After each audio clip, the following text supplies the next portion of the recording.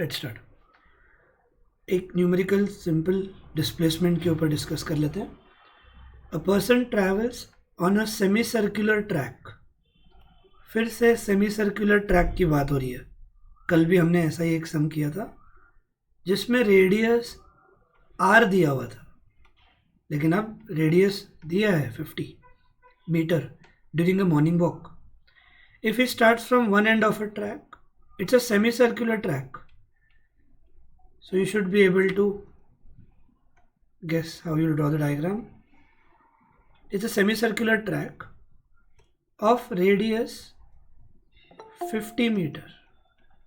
If he starts from one end and moves to the other end, question asked is calculate the distance traveled and the displacement of the person. So distance traveled हमने कल ही formula discuss किया था. If a person travels in a semicircular track, the length of semicircle will be the distance traveled, और पूरे circle की length 2 pi are होती है. Semi circle के लिए हम डिवाइड बाय 2 करते हैं. So distance covered is pi r pi 22/7, और रेडियस हम 50 लेंगे, और अब 22 5 इट विल बी 110, और ये आगे एक 0 डिवाइडेड बाय 7. सो आपको ये 1100/7 करना पड़ेगा to get the answer of distance. And what will be the displacement in that case? This will be the initial point and this will be the final point, and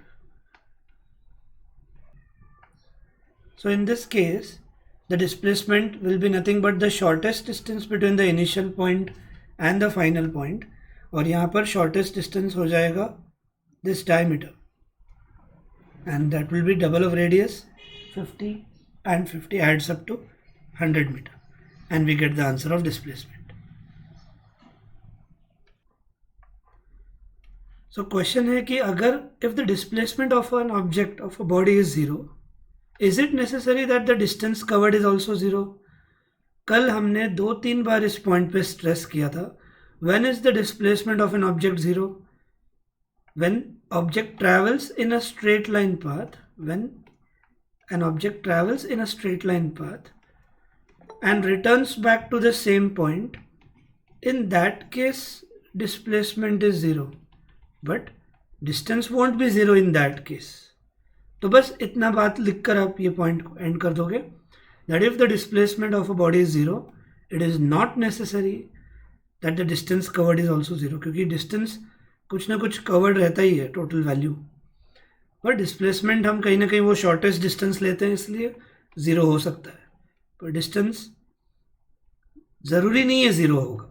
if A object doesn't moves at all, तब तो दोनों 0 हो जाएंगे. ये कह रहे हैं is it necessary that always distance covered also will be 0? That's no.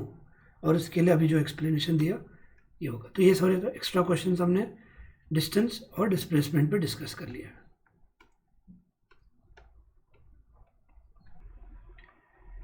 Now we move to the next theory part of this chapter.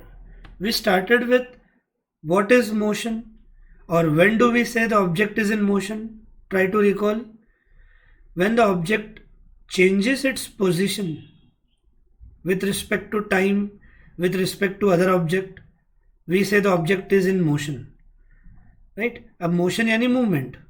Now we are going to discuss two new terms, uniform motion and non uniform motion. अब यह concept में कैसे definition को लिखा जाएगा, इस चीज़ को भी जान कर लेते हैं. उसके लिए उन्होंने खुद आपको एग्जाम्पल्स दिए हैं यहाँ पे.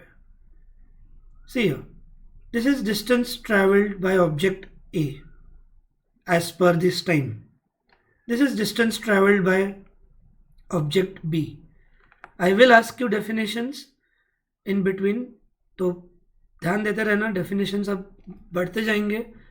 हमने मोशन का डेफिनेशन देख लिया, हमने डिस्टेंस, फिर डिस्प्लेसमेंट, 3 हो गए. आज और 2 ऐड हो रहे हैं, यूनिफॉर्म मोशन और non uniform motion. Look at the time interval. ध्यान से देखो. टाइम इंटरवल, कैन वी से it is equal? Yes, her 15 minute का टाइम इंटरवल आपको यहाँ पे दिया हुआ है। तो अभी हमें ये देखना है in equal intervals of time object A कितना डिस्टेंस कवर कर रहा है। 9:30 AM को ऑब्जेक्ट ए ने डिस्टेंस कितना कवर किया था, 10 AM। 9:45 AM को ऑब्जेक्ट ने 20 मीटर कवर किया, यानी उस 15 मिनट में कितना कवर किया, 20 माइनस 10। फिर 9:45 के बाद 10 बजे टोटल डिस्टेंस लिखा है, ये टोटल डिस्टेंस ट्रैवल्ड है, 30 हुआ। तो वो 15 मिनट में ऑब्जेक्ट ने कितना डिस्टेंस कवर किया है, अगेन 10। हर 15 मिनट में ऑब्जेक्ट 10 मीटर डिस्टेंस कवर कर रहा है, और इसीलिए आप 10 की वैल्यू से आप इंक्रीमेंट देख रहे हो। एंड व्हेन डू वी से object is in uniform motion, now is the point which will be covered. When the object covers, ध्यान से सुनो, when the object covers equal distance in equal intervals of time, when the object covers equal distance in equal intervals of time, it is called uniform motion. Keep in mind, time interval हमेशा equal रहेगा। आगे चल के आप uniform acceleration, non uniform acceleration, आप आगे चल के ऐसे यूनिफॉर्म नॉन यूनिफॉर्म के और 2-4 डेफिनेशंस देखने वाले हो। सब में याद रखना टाइम इंटरवल ये लोग फिक्स रखने वाले, और उस टाइम इंटरवल में डिस्टेंस, बाद में अगर वेलोसिटी आगे टर्म आने वाला है, वो सब वेरी करेगा। Now when you will say the object is in non uniform motion, मैंने अभी अभी आपको बोला टाइम इंटरवल इक्वल ही रखना है। तो कब बोलेंगे हम object is in non uniform motion? Simple, यहाँ देख रहे हो आप, distance travelled by object B क्या है, देखो 9:30 को 12 मीटर, 9:45 को 19 मीटर, 10 AM को। हर 15 मिनट में in every equal intervals of time the object is covering unequal distances. इधर in every equal interval of time the object was covering equal distance, but here in every equal interval of time the object is covering unequal distance. Her 15 minute का अगर आप calculate करो, एक दो calculate करते हैं, 9:30 से 9:45 में ऑब्जेक्ट ने कितना कवर किया, 7 मीटर। 9:45 से 10 AM में ऑब्जेक्ट ने कितना डिस्टेंस कवर किया, माइनस करो, 4 meter. So what will you write for the definition? When the object covers unequal distance in equal intervals of time, we call, or we say that the object is in non-uniform motion.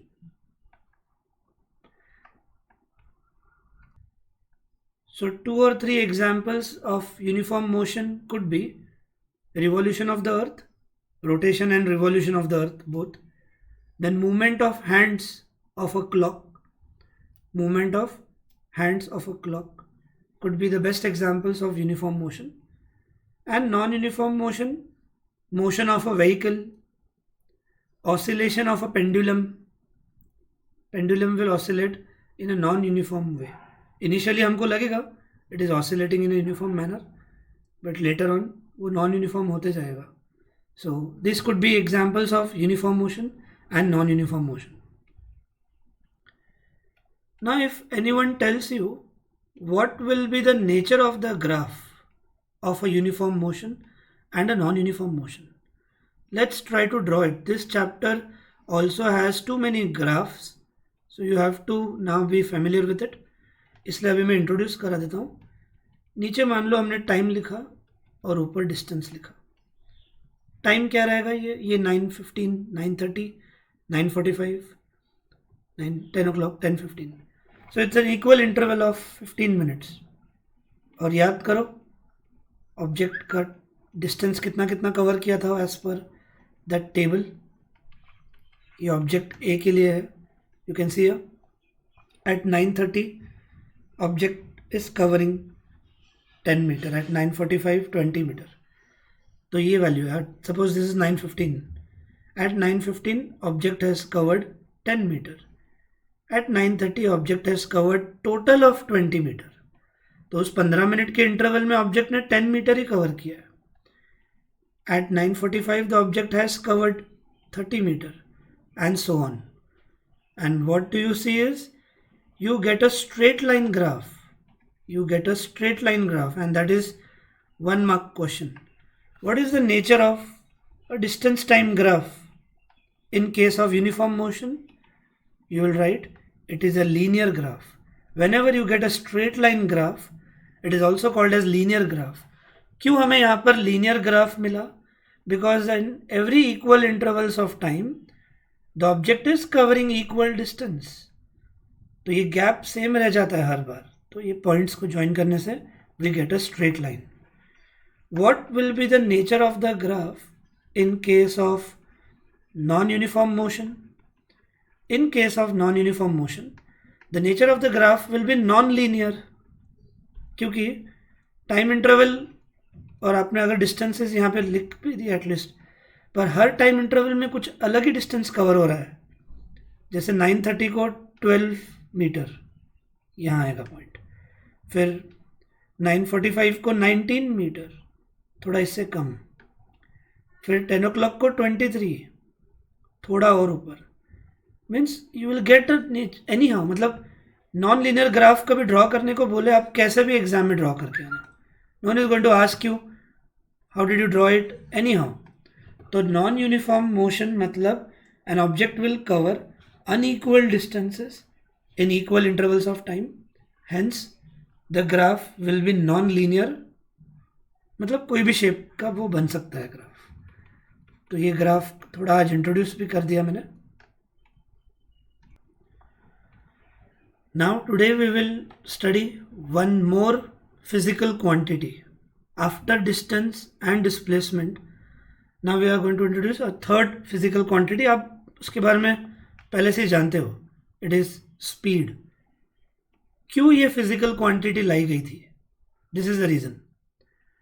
Different objects में take different amount of time to cover a given distance. एक particular distance by car it might take 5 hours, by train it might take 3 hours, by aeroplane it will take 1 hour. Different objects will take different amount of time to cover a given distance. Why is that? Because some of them may move fast and some may move slowly. So now they felt a need. एक ऐसा physical quantity होना चाहिए जो हमें help कर सके ये चीज़ों के बारे में जानने के लिए. So the rate at which, what do you mean by the word rate? It's actually speed. The rate at which objects move can be different. Different objects can move at the same rate. And one of the ways of measuring the rate of motion is by dividing the distance traveled by the object in unit time. मान लो एक example ले लेते हैं. मान लो 100 kilometre cover करना है. मान लो 100 kilometre cover करना है. ट्रेन ने 5 hours लिए, कार ने मान लो 2.5 hours लिए. सॉरी उल्टा ले लिया मैंने. ट्रेन जल्दी कवर कर लेगी, कार ने मान लो 5 hours लिए. एक एग्जांपल, ट्रैफिक का रोड है, और एरोप्लेन ने वही 1 घंटे में कर लिया. So now read again. So one of the way of measuring this rate of motion is to find out the distance travelled by the object in unit time. तो अभी हम डिस्टेंस जितना भी कवर करना है उसको टाइम से divide कर देंगे, and the quantity we will get is referred as speed. जो क्वांटिटी का आंसर हमें मिलेगा it will be referred as speed. Let's see. 100 को मैंने 5 से अगर डिवाइड किया, what the answer we get is 20 kilometer per hour. That means car traveled at this speed. Then train 100 divided by 2.5, it will come as 40 kilometer per hour. तो train की speed ज़्यादा हो गई. An aeroplane 100 distance divided by time, we get 100 kilometer per hour. तो क्या दिख रहा है हमें यहाँ पर कि the rate at which the three objects moved is different, all because of their speed. All because of their speed. Hence, the quantity is referred as speed. The SI unit of speed is meter per second. क्यों meter per second? Simple. Just a minute. Why is meter per second? अब आप ध्यान दो. What was the unit? What is the formula for speed? Speed is distance upon time. Speed is distance upon time. और distance का unit क्या होता है? Kilometre. Time का यूनिट क्या होता है? आर. हेंस स्पीड का यूनिट क्या रह सकता है? एक किलोमीटर पर आवर. अब ये लोग SI यूनिट आपसे पूछते हैं. Be clear with this term SI. SI means system international. SI means system international. और कुछ SI यूनिट्स आपको लर्न करने के लिए शायद केमिस्ट्री के फर्स्ट चैप्टर में मैंने आपको वो लिस्ट दी हुई थी. ये विबग्योर स्टूडेंट्स के लिए हुआ है. So Shanti Niketan students, no need to worry. आपका फर्स्ट चैप्टर होने के बाद आपको भी ये टेबल में बोल दूंगा करने के लिए. So here you can see length यानी डिस्टेंस का यूनिट क्या लेते हैं लोग? Meter. See I told you this is SI unit. ऐसे कमर्शियल यूनिट्स भी होते हैं. अब हम कार की स्पीड किलोमीटर पर आवर में लिखेंगे, हम कभी मीटर पर सेकंड में नहीं लिखते हैं. पर SI यूनिट डिस्टेंस का मीटर होता है, just to keep in mind. और टाइम का सेकंड्स होता है. तो जब भी न्यूमेरिकल्स हम करेंगे फिजिक्स के, आपको डिस्टेंस कंपलसरी मीटर में और टाइम कंपलसरी सेकंड्स में रखना होगा. Keep in mind. आप ऐसे लिख सकते हो मीटर पर सेकंड. और there is one more rule. ये S⁻1 है. अगर आप इसे ऊपर लेते हो तो ये क्या हो जाएगा? S⁻⁻1. तो ये बन गया स्पीड का यूनिट मीटर पर सेकंड. और देखो उन्होंने भी दिया है, it is represented by the symbol metre per second और m.S⁻1. There are also other units of speed. Kilometre per hour which we usually prefer. इधर भी देखो उन्होंने कैसे किया है. किलोमीटर पर आवर को भी किलोमीटर पर आवर है, उसको किलोमीटर डॉट R⁻⁻1 रखा है. So that is also allowed. Keep in mind.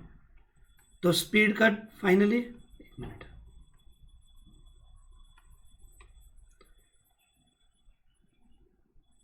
so finally what will be the definition for speed? It is the rate at which distance is covered. यहाँ पर definition ऐसे दिया नहीं है उन्होंने. just remember what is the definition of speed. Speed is defined as rate at which, और जब भी ये आएगा word rate at which, it means upon time. Speed is defined as rate at which distance is covered. That is, what will be the formula? Formula will be distance upon time. तो जब भी word upon time आता है आपको rate at विच ये लिखना है. ये बहुत बार आने वाला है आगे. And what will be the SI unit which they can ask. It is metre per second और m.S⁻1. So this is a 2 mark question which can be ask. तो डेफिनेशन, फॉर्मूला, उसका यूनिट आपको सब लिखना है to clear it. Now another concept which they have introduced here is a more realistic term, average speed. Average speed. मान लो कभी आप गए यहाँ से, if you travel from Kolhapur to Pune in let's suppose 4 hours, तो आपको किसी ने अगर पूछा speed, suppose I divide 240 kilometre पकड़ रहा हूँ मैं. 240 किलोमीटर आपने ट्रैवल किया डिस्टेंस, राइट. और speed, sorry, time taken was 4 hours. तो कितना होता है स्पीड आपका? 60 किलोमीटर पर आवर. तो आपसे अगर किसी ने पूछा at what speed did you travel, you can not say I travelled with a speed of 60 kilometre per hour. मतलब सामने गाड़ी आ जाए, सामने इंसान आ जाए, तो भी आप 60 किलोमीटर पर आवर से नहीं जा रहे थे. So the more precise term used is average speed, that I traveled with an average speed of 60 km per hour. So when you say someone that you travel to Pune with an average speed of 60 km per hour, इसका मतलब क्या हुआ कि आप ये speed से नहीं जा रहे थे. आप बहुत बार रास्ता खाली था, आपकी स्पीड 100 तक भी गई होगी. बहुत जगहों पर ट्रैफिक आता है, टाउन आते हैं, तो आपकी स्पीड 20 भी होगी. ओवरऑल जर्नी का आपका एवरेज स्पीड ये रहा. मतलब बहुत बार आप ज़्यादा स्पीड से भी गए और बहुत बार कम स्पीड से भी गए, जिसका एवरेज आता है 60. तो this is the more realistic term. You can not say I travelled with a speed of 60 km per hour. So that's why we use the word average speed. So how do we obtain it? The average speed of an object is obtained by dividing the total distance traveled by the total time taken. तो जितना total distance travel करेंगे हम upon total time taken. बहुत बार आप रुक भी जाओगे नाश्ता करने, वो टाइम भी इधर आ जाएगा क्योंकि आप ट्रैवलिंग का ही वो टाइम है आपका. बहुत बार एकदम स्पीड बढ़ाएंगे आप. तो टोटल डिस्टेंस को जब हम टोटल टाइम से डिवाइड करते हैं, वी गेट एवरेज स्पीड. इन्होंने अब इसके लिए सिंबल यूज़ किया. इफ़ एन ऑब्जेक्ट ट्रैवल्स और डिस्टेंस एस, याद रखो डिस्टेंस के लिए एस सिंबल है. बहुत लोग स्पीड ले लेंगे, ये नहीं, गलत. If an object travels a distance S in time T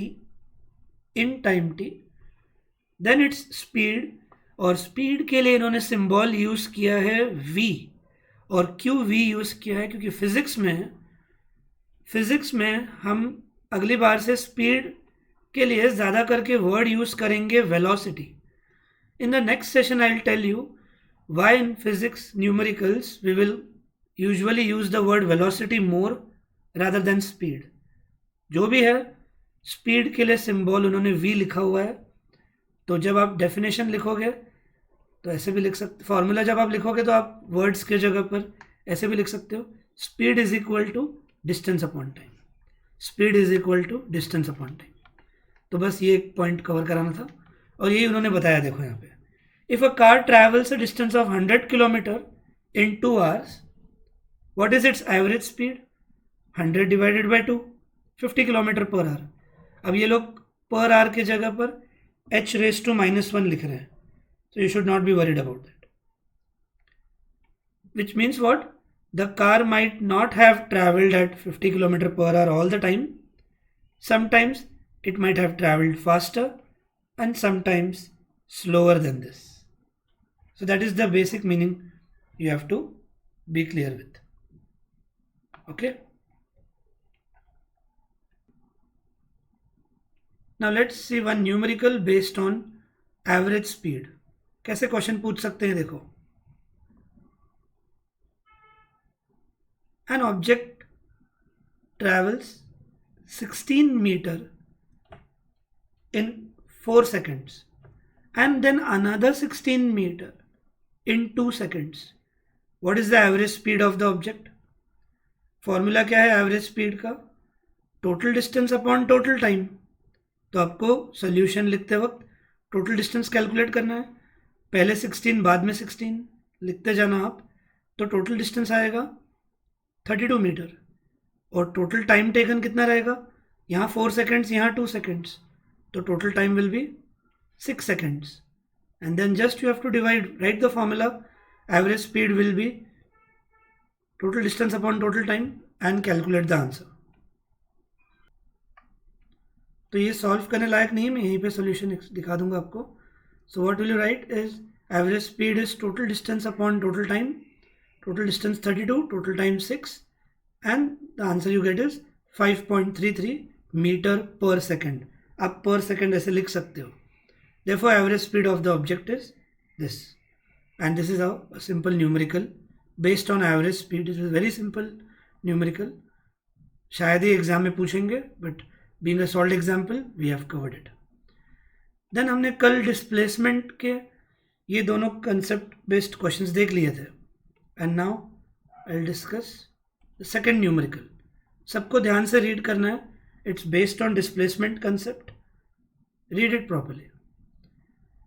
A farmer moves along a boundary of a square field.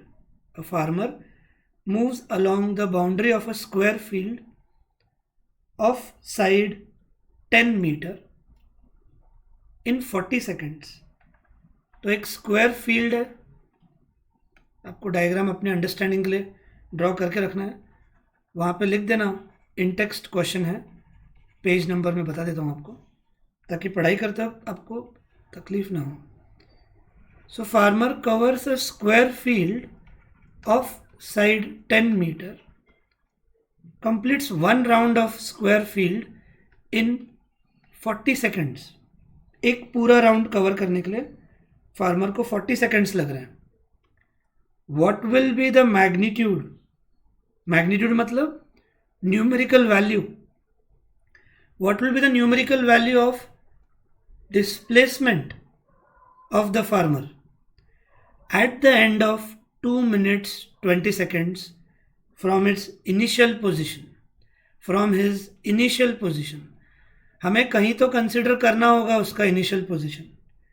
तो सपोज उसने अगर यहाँ से शुरू किया, time taken for one round is how much? Time taken for one round is how much? 40 seconds. एक पूरा round cover करने के लिए उसे 40 सेकेंड्स लग रहे हैं.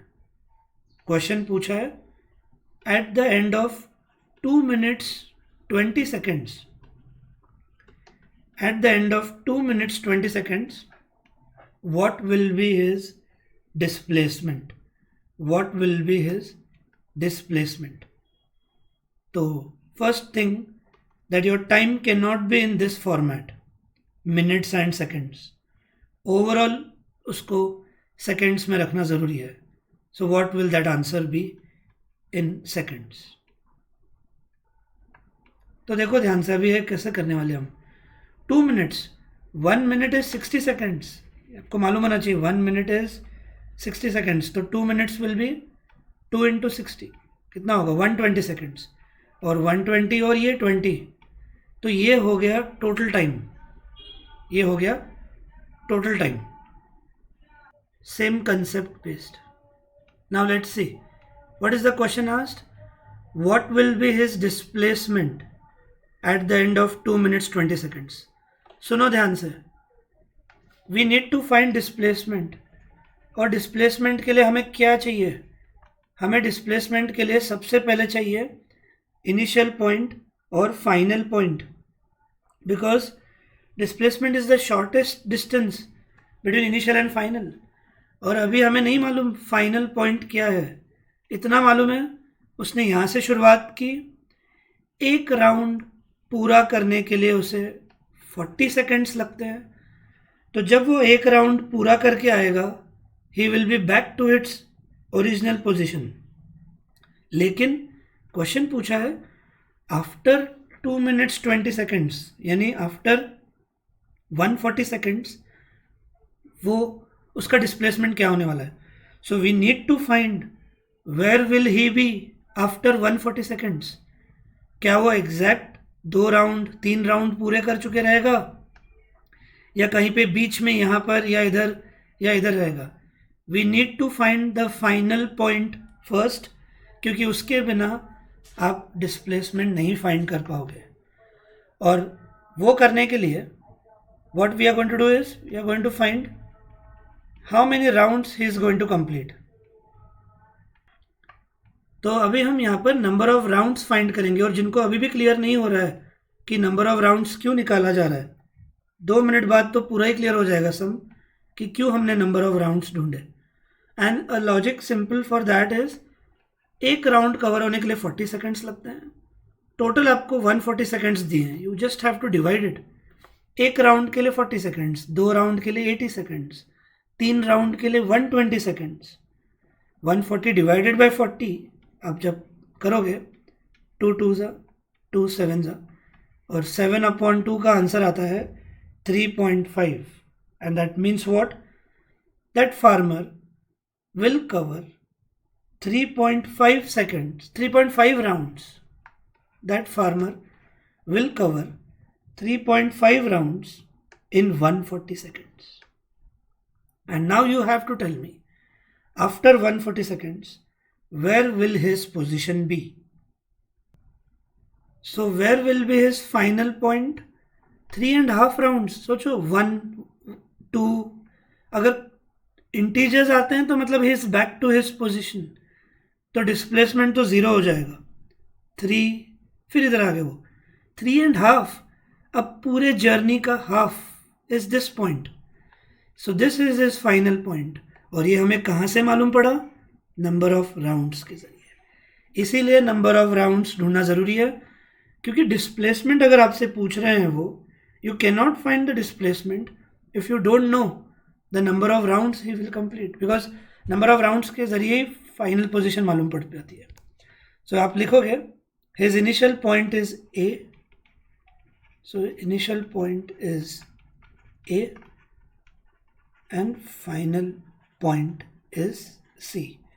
और अब इन दोनों के बीच में शॉर्टेस्ट डिस्टेंस ढूंढना is not a problem at all. This is a right angle triangle.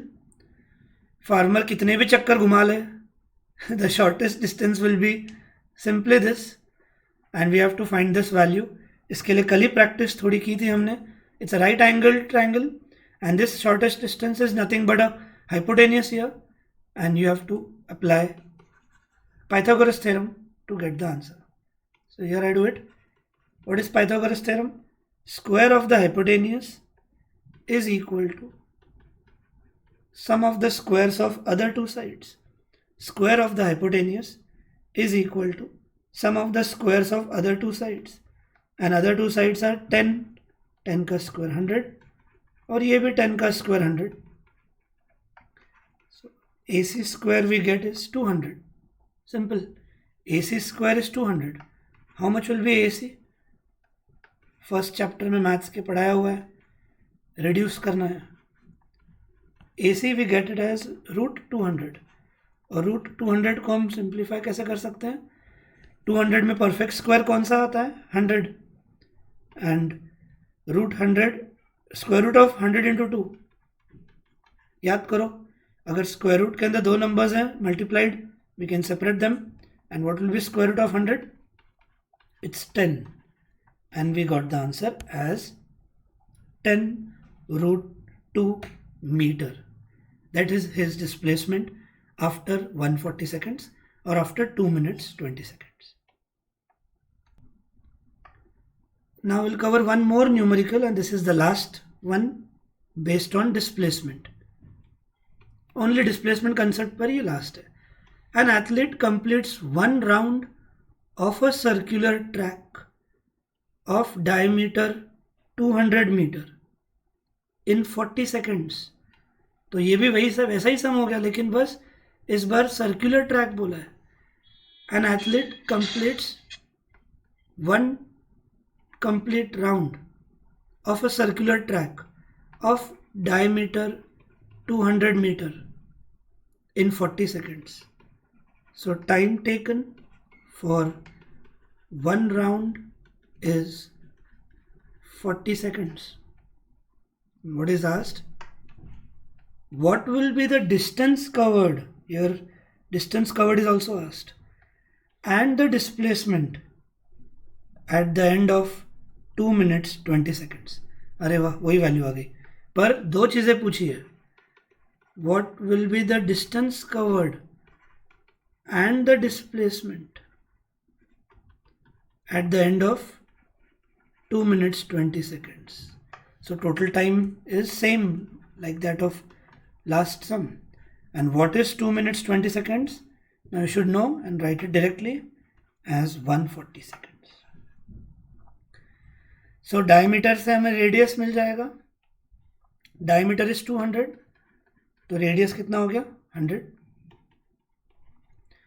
तो इतने टाइम के बाद, एक पूरा राउंड कवर करने के लिए 40 सेकंड्स लगते हैं, तो इतने टाइम के बाद वो कितना डिस्टेंस और डिस्प्लेसमेंट कवर करेगा, ये पूछा है. हमें पहले नंबर ऑफ राउंड्स फाइंड करने हैं. क्यों हमें नंबर ऑफ राउंड्स फाइंड करना है? क्योंकि डिस्टेंस कवर्ड अगर आपको पहले पूछा है यहाँ पर, तो एक राउंड पूरा करने के लिए उसको 40 सेकंड्स लगते हैं. तो एक राउंड में वो कितना डिस्टेंस कवर कर लेगा? ये will cover the distance equal to 2πr। एक राउंड में 2πr कवर होता है। तो अगर उसके 2 राउंड हुए होंगे तो 2 इंटू 2πr, 3 राउंड हुए होंगे तो 3 इंटू 2πr। हमें डिस्टेंस के लिए उसने कितने राउंड लगाए हैं ये जानना ज़रूरी है। हमें डिस्प्लेसमेंट के लिए अगर ये उसका इनिशियल पॉइंट है तो वो एग्जैक्टली कहाँ पहुँचा है 140 सेकेंड्स के बाद हमें ढूंढना ज़रूरी है। और इसी के लिए हमें नंबर ऑफ़ राउंड्स ढूंढना ज़रूरी है। पिछले सब में भी बताया मैंने, एक राउंड पूरा करने के लिए 40 सेकेंड्स लगते हैं। 140 सेकेंड्स में कितने राउंड्स पूरे करेगा? We will again divide and you will get the same answer। यानी क्या? In this given time of 140 seconds he is going to cover 3.5 rounds। ये 1 राउंड, 2, 3, याद करो पिछले सम की तरह ही 3.5 इधर होने वाला है पूरा। 1 complete round back to the original position, 2 complete rounds, 3.5। So this will be his final position to keep in mind। And then now what? पहले हमें डिस्टेंस निकालना है, और डिस्टेंस के लिए मैंने अभी पॉइंट कहा था, अगर वो एक राउंड पूरा करता है, now it's a circular track, not a semi circular track like the previous ones, it's a circular track. एक राउंड के लिए 2πr, 2 राउंड के लिए 2πr इंटू 2, 3 राउंड के लिए 2πr इंटू 3। लेकिन उसने तो यहाँ पर 3.5 राउंड्स पूरे किए। तो टोटल डिस्टेंस कवर्ड के लिए 1, 2, 3 और 3.5, तो हमें 3.5 इंटू 2πr करना है। Get this logic. And 2πr radius was 100 into 3.5। तो सबसे पहले हम ये पॉइंट हटा देंगे, ये 0 1 0 पॉइंट को 35 आगे भेज देगा, 35 और ये 1 0। सो 100 into 3.5 is 350। 7 1s are 750। And now 2 into 22, 44, and 44 into 50, you get the answer as 2200 meter। So the distance covered is 2200 meter। ध्यान में रखना। And displacement is the shortest distance between initial point and the final point। Initial point is this, final point is this, and the shortest distance here you can clearly see is nothing but the diameter। ये पहले भी किया था हमने। and diameter will be how much? 200 meter। so displacement direct लिख देना है without any logic, any reason. और डिस्टेंस के लिए थोड़ी मेहनत करनी पड़ी। नंबर ऑफ राउंड्स दोनों जगह काम में आए। पहले तो सर्कमफरेंस को कितने राउंड से मल्टीप्लाई करना है उसके लिए, डिस्टेंस के लिए, और फाइनल पोजीशन वरना मालूम ही नहीं पड़ती अगर नंबर ऑफ राउंड्स नहीं ढूंढते तो आप। And this completes one more some.